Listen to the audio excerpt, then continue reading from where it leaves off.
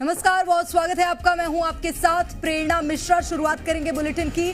पूर्व PCC chief Kamal Nath ने लोकसभा चुनाव के लिए प्रत्याशियों की लिस्ट को लेकर बयान दिया है। उन्होंने कहा कि 1 से 2 दिन में 15 से 20 नामों की लिस्ट आ जाएगी। इसके साथ ही कमलनाथ ने प्रदेश में 12 से 13 सीट जीतने का दावा किया। कमलनाथ ने कहा कि बीजेपी सिर्फ माहौल बनाने का काम करती है। छिंदवाड़ा की जनता से मेरा 45 साल पुराना रिश्ता है। बड़ी खबर इस वक्त आपको बता रहे हैं। पूर्व पीसीसी चीफ कमलनाथ ने बड़ा बयान दिया। लोकसभा चुनाव के लिए प्रत्याशियों की लिस्ट को लेकर बयान दिया। उन्होंने कहा कि 1 से 2 दिन में 15 से 20 नामों की लिस्ट आ जाएगी। छिंदवाड़ा की जनता से मेरे 45 साल पुराने संबंध है। मैंने अपनी जवानी समर्पित कर दी छिंदवाड़ा को। आज छिंदवाड़ा की पहचान है।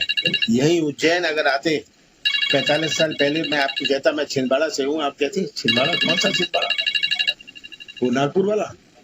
आज कोई भी छिंदवाड़ा का व्यक्ति जहां भी जाता है अपनी छाती ठोक के कह सकता है मैं छिंदवाड़ा से हूं।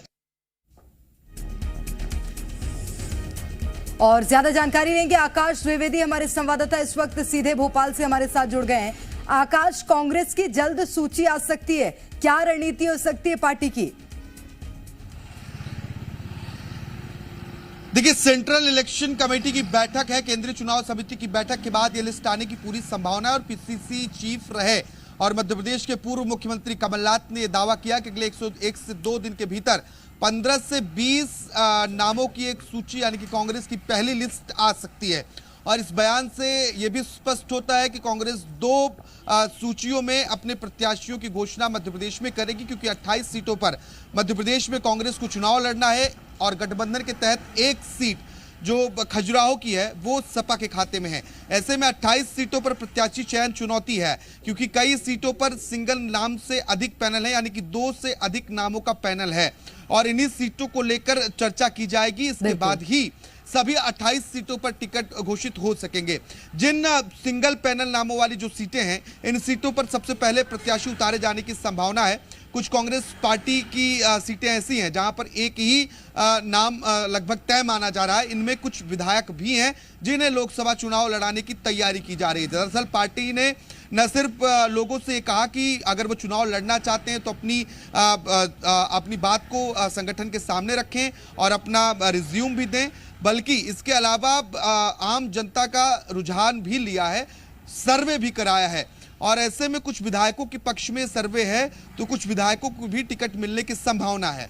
पूर्व मुख्यमंत्री कमलनाथ का दावा यह है कि इस बार मध्य प्रदेश में 12 से 13 सीटें कांग्रेस के पक्ष में आएगी।